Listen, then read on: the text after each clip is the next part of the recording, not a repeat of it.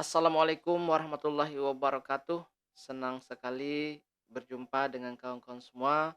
Pada kesempatan yang berbahagia ini, Kakanda Ijau akan membagikan sedikit informasi tentang pendaftaran dan seleksi administrasi pendidikan profesi guru atau yang dikenal dengan PPG untuk tahun 2022 ini. Jadi kawan-kawan, sebelum Alang Ijal memberikan informasi singkat ini, bagi yang baru berjumpa channel ini, bantu subscribe videonya sehingga dapat video terbaru dari Kakanda Ijal. Baiklah, pendaftaran ini ada surat resmi dari Kementerian Pendidikan dan Kebudayaan tentang pendaftaran dan seleksi administrasi PPG dalam jabatan tahun 2022. Jadi, persyaratan apa saja yang perlu disiapkan oleh guru, yaitu kita bacakan pertama, di sini sehubungan dengan hal tersebut dengan hormat kami sampaikan terkait dengan persiapan pendaftaran dan seleksi administrasi PPG dalam jabatan tahun 2022 sebagai berikut. Pertama, data calon peserta berdasarkan hasil pemutakhiran data pokok pendidikan Dapodik tanggal 30 Januari 2022 kemarin. Ini data yang kita perpal kemarin itu kalau seandainya tidak perpal datanya itu otomatis dia tidak sudah gugur karena tidak memperpal data pemutakhiran data pokok pendidikannya.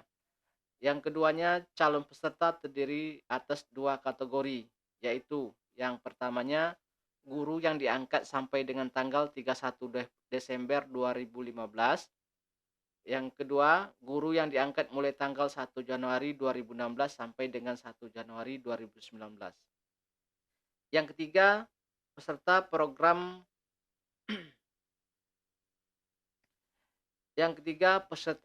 PPLG yang terdata belum memiliki UTN sebanyak 4 kali dan memenuhi syarat dapat mengikuti seleksi administrasi PPG dalam jabatan tahun 2022. Yang keempatnya, calon peserta wajib melakukan pendaftaran melalui laman ppg kemdikbud.go.id menggunakan akun SIM PKB masing-masing. Jadi SIM PKB ini sangat penting bagi semua guru. Jadi untuk mendaftarkan PPG ini kita harus melalui link yang ini ppg kemdikbud.go.id. Ini saya contohkan seperti ini. Ini ppg kemdikbud.go.id. Kemudian kalau seandainya untuk mendaftarkan PPG-nya, diklik saja di sini login. Login di sini.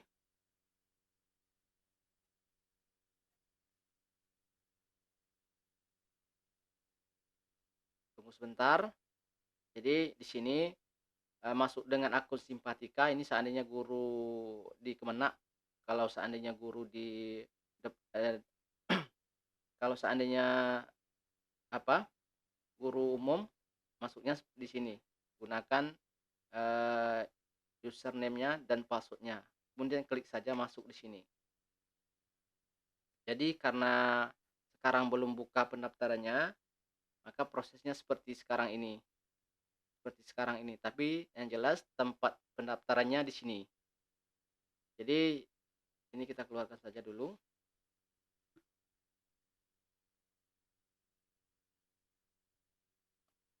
Jadi itu yang keempatnya. Sekarang kita masuk yang kelimanya. Verifikasi dan validasi dilakukan untuk melihat linearitas antara bidang studi PPG yang dipilih dengan ijazah S1 yang dimiliki serta syarat administrasi lainnya. Jadi validasi ini dilakukan untuk melihat linearitas antara bidang studi PPG. Ini maksudnya kalau seandainya kita punya ijazah S1 misalkan guru kelas ataupun guru mata pelajaran, jangan kita daftarkan di guru kelas karena tidak linear nantinya. Kemudian yang keenamnya, persyaratan tata cara pendaftaran, jadwal pelaksanaan dan seleksi administrasi PPG dalam jabatan tahun 2022 serta lampiran ini tertera pada lampiran 1 dan 2. Kita lihat lampiran satunya. Mana lampiran satunya? Ini lampiran 1. Persyaratan dan tata cara pendaftaran dan seleksi administrasi PPG dalam jabatan tahun 2022. persyaratan seleksi administrasi. Yang pertama, persyaratan peserta.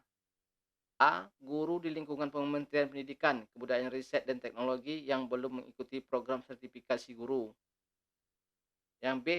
Terdaftar pada data pokok pendidikan Kementerian Pendidikan, Kebudayaan Riset dan Teknologi. Yang jelas ini tidak kalah pentingnya yang C-nya memiliki NUPTK. Jadi otomatis kalau tidak mempunyai NUPTK otomatis tidak bisa ikut. Yang D. Telah diangkat menjadi guru sampai dengan 1 Januari 2019. Jadi diangkat menjadi guru sampai dengan 1 Januari 2019. Yang E. Memiliki kualifikasi akademi S1 atau D4 yang linear dengan pilihan bidang studi PPG yang yang akan diikuti. Jadi memiliki kualifikasi akademi S1 yang linear. Jadi seperti sudah saya terangkan di atas tadi, harus kalau mata pelajaran dibuat mata pelajaran misalnya Penjas, kita harus ikuti PPG-nya Penjas supaya linear. Kalau tidak linear nanti ditolak pendaftarannya. Yang F, aktif mengajar selama 2 tahun terakhir. Jadi kalau seandainya ada terputus-putus itu otomatis tidak bisa ikut PPG. Yang G-nya berusia setinggi-tingginya 58 tahun dihitung sampai tanggal 31 Desember 2022. Ini otomatis guru kita banyak yang belum sampai umur segini 58 tahun. Kemudian sehat jasmani sudah jelas, bebas narkotika, yang J-nya berkelakuan baik. Kemudian yang keduanya persyaratan administrasi. Hasil pindai scan ijazah S1. Jadi nanti siapkan Bapak Ibu ijazah S1-nya di scan asli, fotokopi, legalisir perguruan tinggi. Jadi maksudnya ini nanti ijazahnya di scan kemudian atau fotokopi legalisir perguruan tinggi. Boleh boleh scan-nya fotokopi tapi harus ada legalisir perguruan tinggi. Tapi sebaiknya yang asli di-scan-kan. Bagi mahasiswa yang memiliki ijazah S1 dari luar negeri mau melampirkan surat pernyataan dari Ditjen Dikti. Kemudian yang B, hasil pindai scan SK pengangkatan pertama sebagai guru asli atau fotokopi legalisir Dinas Pendidikan Kabupaten Kota.